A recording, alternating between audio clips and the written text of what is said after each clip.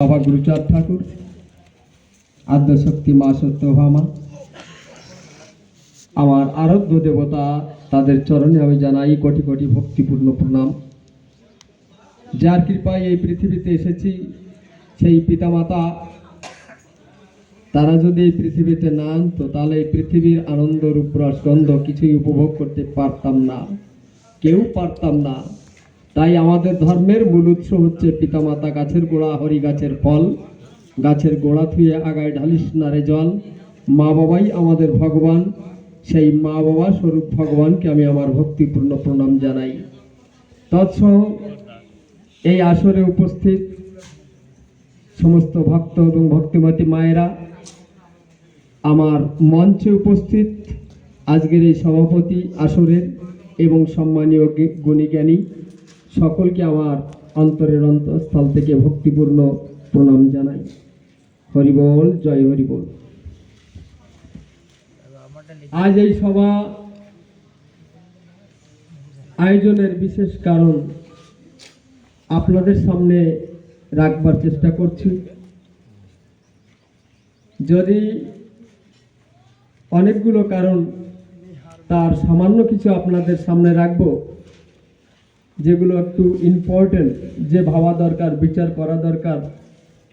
বাড়িতে যেমন জমির ধান ভাঙায় চাল বস্তা ভরে রাখলেও মায়েরা কিন্তু বাটি হোক আর গ্লাস হোক মেপেই রান্না করার চেষ্টা করে। তো আমরা যদিও জমির ধান খাই, তো আমরা যেন চালটা মেপে খাই। এই জায়গাটাই আমরা বলতে চাচ্ছি যে এই মহারাষ্ট্রব্যাপী সমস্ত মতুয়ারা যে ধান ভাঙায় বস্তায় চাল ভরে রেখে দিয়েছি আর ইচ্ছা মতো খাচ্ছি, বেশি হয়ে গেলে গাড্ডায় ঢেলে দিচ্ছি, এই জায়গাটায় একটু হিসাব করতে হবে। তার জন্য আপনাদের বিশেষভাবে ডাকা। তার কয়েকটা নোটেড পয়েন্ট আপনাদের সামনে রাখবো, সেগুলো ধরে আপনারা আলোচনা করবেন। আজ এই বিশেষ সভা আয়োজনের কারণ মাত্র কয়েকটা গুরুত্বপূর্ণ বিষয়ের সামান্য কিছু কথা বলার চেষ্টা করছি। বিশেষত আমাদের মানুষ এতটাই সহজ সরল যে তারা কোনো রকম বাদ বিবাদের মধ্যে পড়তে চায় না।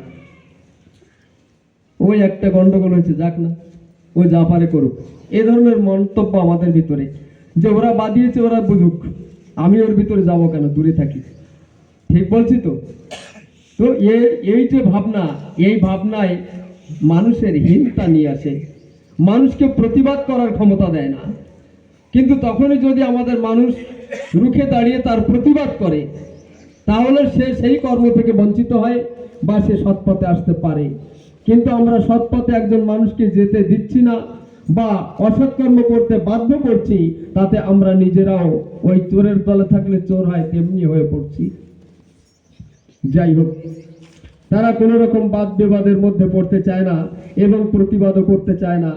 আবার চোখ থাকতেও অন্ধের মতো কারো উপর অনেকটা নির্ভরশীল। দাদা আছে না, যা করে করবে না। আমাদের প্রত্যেকে খতিয়ে দেখতে হবে যে কাজটা ঠিক হচ্ছে কি না হচ্ছে। কারো উপর যে বিশ্বাস ভক্তি করে অন্ধের মতো পড়ে থাকলাম, এগুলো আমাদের গুরুচাঁদ ঠাকুর আমাদেরকে শিক্ষা দেয়নি। অতিরিক্ত বিশ্বাস করে হিসাব না নিয়েই আমরা লোকসান খেয়ে হায় হায় করছি। মানুষ বিচারশীল, তাই যারা যা করে ভাবে ঠিক করছি, কিন্তু দেখা যায় এক অপরের মতের মিল হয় না। এই যে ভুলগুলো হচ্ছে, যারা যা করছে সে ভাবছে আমি তো ঠিক করছি। এই যে আমরা একটা মিটিং এর আয়োজন করছি, হয়তো কেউ ভাবছে ওরা ভুল করছে, কিন্তু আমরা ভাবছি আমরা ঠিক করছি। তাই যে যে কর্ম করে সে সেটা ভাবে যে আমরা ঠিক করছি। কিন্তু যখন উভয় দল এক জায়গা হয়ে যায়, তখন দেখা যায় কি এক অপরের সঙ্গে মতের মিল হচ্ছে না। তারা একরকম করছে, আমরা একরকম করছি। এতে হয় দলাদলি, এতে হয় মনোমালিন্য, এতে হয় এক অপরের প্রতি ঘৃণা, লাঞ্ছনা, বঞ্চনা। এগুলো থেকে আমাদেরকে দূরে সরে আসতে হবে। আমাদের ধর্ম যদি এক হয়, সবার জন্য এক নিয়ম, সেখানে দ্বিমত হওয়া উচিত নয়।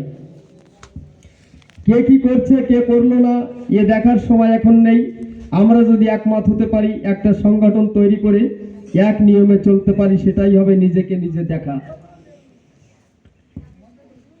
তার জন্য সামান্য কিছু আজ সকলের সামনে রাখছি।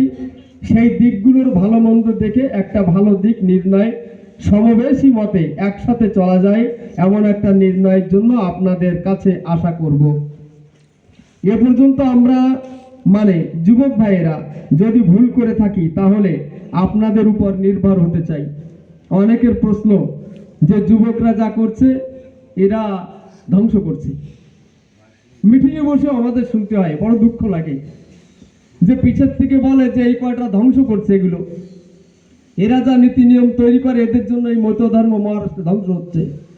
আমরা সে সমস্ত কিছু আপনাদের সামনে রাখতে চাইছি। এই জন্য যদি সত্যি আমরা ধ্বংস করি, সত্যি যদি আমরা ভুল করি, তো আমরা আপনাদের উপর নির্ভর হতে চাই। আপনারা যা নির্ণয় নেবেন আমরা সেটা মাথা পেতে নেব এবং ভুল করা থেকে বিরতি চাই।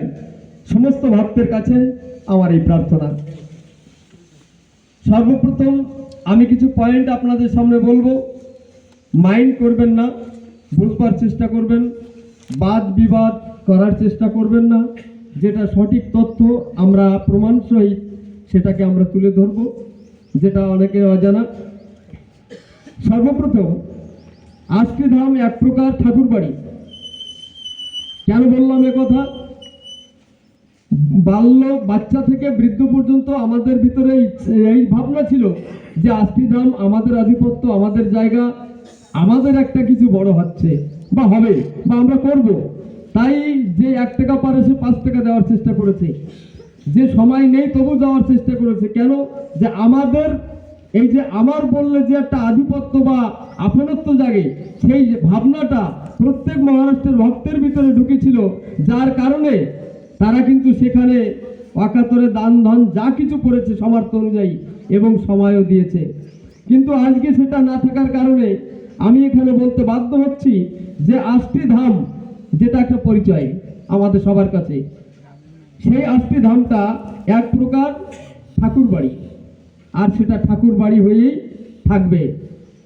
গত যে মিটিংয়ে মমতা ঠাকুর এসেছিল এই উৎসবের 3 দিন আগে, সেদিন পরিষ্কার ওই মিটিংয়ে বলে দিয়েছে যে তোমাদের যদি ক্ষমতা থাকে জায়গা কিনে মহোৎসব করো। এ কথাটা ভক্তদের জানা একান্ত প্রয়োজন।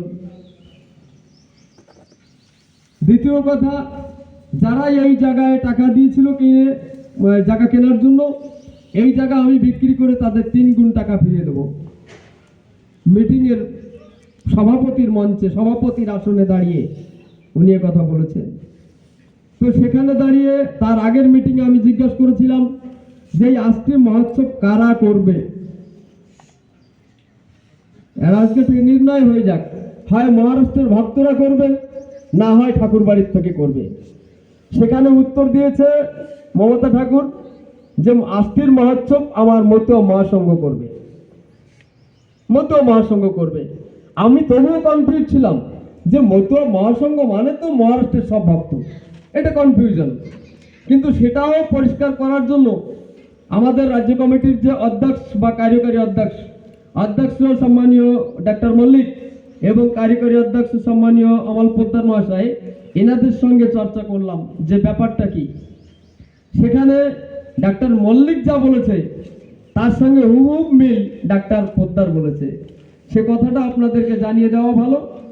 উনি পরিষ্কার বলেছেন যে মতুয়া মহাসংঘ একটা রাজ্য কমিটি, যেটা ঠাকুর বাড়ির তত্ত্বাবধানে প্রচালিত হয়। এখানে যদি একটা মিটিং অ্যারেঞ্জ করতে হয় তো এর সাংঘাধিপতির সমস্ত অথরিটি সে যে থাকবে, আজকে মমতা ঠাকুর আছে, হয়তো তারপর তার মেয়ে থাকবে বা জামাই থাকবে, তো তার কাছ থেকে অর্ডার নিতে হবে। আমরা ভাবছি আমাদের রাজ্য কমিটি, কিন্তু না, এটা ঠাকুর বাড়ির কমিটি। আজকে যারা আমাদের কমিটির আছে হয়তো জানে না, কারণ কমিটির আজও পর্যন্ত একটাও মিটিং হয়নি। কমিটি এখনো মহারাষ্ট্রে কোথাও কোনো কাজ করেনি, কোনো মানুষের কোনো মহোৎসবে গিয়েও ভক্ত সংগ্রহ করেনি। তাহলে তাদের কাছ থেকে চর্চা করে আমরা এই পর্যায়ে পৌঁছেছি যে আমরা কমিটি নামমাত্র, আমাদের যা কিছু করতে হবে তা মমতা ঠাকুরের কাছ থেকে অর্ডার নিতে হবে। আজকে যে তোমরা আমাদের কমিটির নিমন্ত্রণও দিচ্ছ, তাহলে এই কমিটির নিমন্ত্রণ পাওয়ার পরে আমাদের মমতা ঠাকুরের কাছে ফোন করতে হবে যে যুবকরা বা দলপতিরা আমাদেরকে মিটিং ডেকেছে, আমরা কি করব। সেখান থেকে যদি বলে তোমরা যাও, তা আসবে, যদি বলে না তো তারা আসবে না। তাহলে আমাদের ভেবে আমরা যে ভুল পথে পরিচালিত হচ্ছি, আমরা ভাবছি আমাদের সুবিধা অসুবিধা যা কিছু হবে রাজ্য কমিটি আছে তারা দেখবে, কিন্তু এটা ভুল। তারা পরিষ্কার করে দিয়েছে যে তোমরা একটা স্টেপ নাও, মহারাষ্ট্র রাজ্যের যত দলপতি তোমরা আছো, ভক্তরা বিশেষ যারা আছো, তারা থেকে একটা স্টেপ নাও, সেই স্টেপটা কার্যকারী করো। তোমরা মহারাষ্ট্রের হাল ধরতে পারো, তোমরা কাজ করতে পারো। যদি তোমাদের সঙ্গে সব ভক্তরা হয়ে যায় তাহলে আমরাও তোমাদের সঙ্গে, তাছাড়া আমাদের বেরোনোর কোনো রাস্তা নেই। এই হচ্ছে বর্তমান পরিস্থিতি। তো সেখানে আপনারা ইতিহাসগুলো জেনে বিচার করবেন। এই জন্য আমি বলছি যে আষ্টিধাম এক প্রকার ঠাকুরবাড়ি, সকলের ঠাকুরবাড়ি হয়ে থাকবে, এতে আমাদের কোনো দ্বিমত নেই। ঠাকুরবাড়ি যাব, কীর্তন করব, ডাল ভাত খাবো, প্রত্যেকে যাব, কেউ মানা নেই, কারোর কোনো অসুবিধা নেই, সকলে যেতে পারে। অধিকার আদায়ে বাপ বেটাও তো দ্বন্দ্ব হয় কি না? জমি জায়গা নিয়ে, টাকা পয়সা, ঘর বাড়ি নিয়ে বাপ বেটাও তো দ্বন্দ্ব হয়।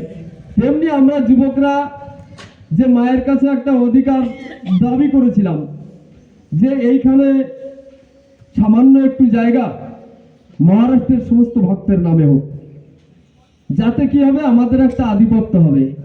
আজ আছি কাল থাকবো না, আমরা তো চিরস্থায়ী কেউ না। এরপরে ছেলে মেয়ে যারা উত্তরসূরি তারা এসে যাতে মারামারি দ্বন্দ্ব না করে। কেন বললাম? যেটা আজকে ওড়াকান্দি হচ্ছে, যেটা আজকে ঠাকুরবাড়ি হচ্ছে, যেটা আজকে লবণচোরা মতিয়াখালী হচ্ছে, এগুলো তো জায়গা ব্যক্তিগতভাবে কেনা ছিল। আজকে সার্বজনিক মানুষ সেখানে কিভাবে মারামারি গন্ডগোল হচ্ছে দেখে শিখতে হয়। তো এগুলো দেখে আমরা চিন্তা করেছি যে আগের থেকে আমাদের মহারাষ্ট্র কমসে কম আমাদের ছেলে মেয়েদের পরে এই প্রেশার না হয়, এই লড়াইটা আমরাই লড়ে যাই। তার কারণে এই লড়াইতে পা দিয়েছিলাম। সেখানে দাঁড়িয়ে মমতা ঠাকুর গত বছর 18 জায়গা মহারাষ্ট্রের ভক্তদের নামে লিখে দিলেন। কিন্তু সেখানে কি হলো, 18 জায়গা লিখেছেন, 18 মানে আধা একর থেকে 2 জায়গা কম। এটা বুঝে নেবেন আপনারা, আধা একর থেকে 2 গুণটি জায়গা কম।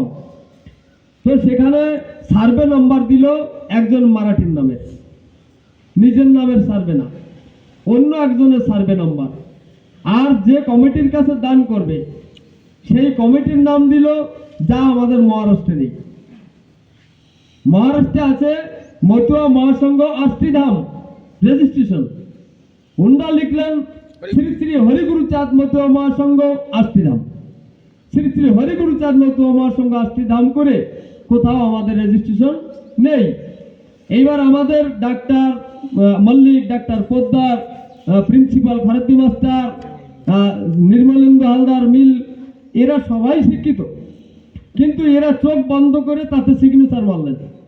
চোখ বন্ধ করে সিগনেচার মেরে কাগজপত্র তৈরি করে উকিল ধরে নোটারি করে রেজিস্ট্রেশন অফিসে গেলেন। যে দেখলো কি যে এই নামের সঙ্গে মহারাষ্ট্রের যে রেজিস্ট্রেশন তার সঙ্গে তো মিল নেই। ওনরা বললো তোমাদের ছিঁড়ে নষ্ট করে ফেলাও, এতে কোনো কাজ হবে না, এর কোনো উপায় নেই। তোমরা ফোন করলো, আরে ভুল হয়ে গেছে মা, এই ব্যাপার। ঠিক আছে, তা এখন তো আসা হবে না, আগামী বছর যখন আসবো তখন ঠিক করে দেব। এগুলো জানতে হবে আপনাদের। আগামী বছর আসলো মানে এই বছর আসলো, আগের মিটিংয়ে, এই মিটিংয়ের আগে। তখন আমি বলেছিলাম যে এই যে জায়গা ভুল লেখা হলো, সিগনেচার দেওয়া হলো, রেজিস্ট্রেশন অফিসে গেল, এতগুলো শিক্ষিত মানুষ আমাদের সবাই ভুল করে কি করে? সবাই ভুল করে কি করে? একজনের চোখে তো পড়া দরকার। তাহলে সবার যখন ভুল হয়েছে, তাহলে আমার মনে হয় নিশ্চয় এই জায়গা দেওয়ার ইচ্ছা না। তোমার এই জায়গা আমাদের দেওয়ার দরকার নেই। মহারাষ্ট্রে আধা একর 1 একর করে জায়গায় এমন কোনো মন্দির নেই, হরি মন্দির, যে সেইখানে নেই। প্রত্যেকটা গ্রামে হরি মন্দিরে 1 একর 2 একর 5 একর জায়গা পর্যন্ত আছে।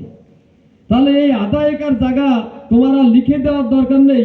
তুমি এটা ক্লিয়ার করো যে মহারাষ্ট্রের ভক্তরা মহোৎসব করবে না ঠাকুর বাড়ি করবে। পরিষ্কার বলছিলাম মমতা আমার সেখানে উত্তর দিল যে আমার মতুয়া মহাসংঘ দিয়ে আমি এখানে মহোৎসব করাবো। মতুয়া মহাসংঘের পরে দায়িত্ব থাকলো, আমরা কোনো প্রশ্ন করিনি। আমরা মনে করতাম কি মতুয়া মহাসংঘ মানে তো আমরাই, মহারাষ্ট্র সব ভক্তরা মতুয়া মহাসংঘ না। মতুয়া মহাসংঘ ঠাকুর বাড়ির তত্ত্বাবধানে চলা একটা সংস্থা, একটা কমিটি। ঠাকুর বাড়ির নির্দেশ ছাড়া মতুয়া মহাসংঘ একটা পাও ফেলতে পারবে না। হয়তো অনেক কিছু ভাবতে পারে যে এটা করা দরকার, ওটা করা দরকার, কিন্তু তার জন্য অথরিটি নিতে হবে তাদের কাছ থেকে, যে এটা করবো কিনা। এই যে কথাগুলো আজ পর্যন্ত ঢাকা, আজ পর্যন্ত অন্ধকার পড়ে আছে, এগুলো আমাদের যদি বুঝায়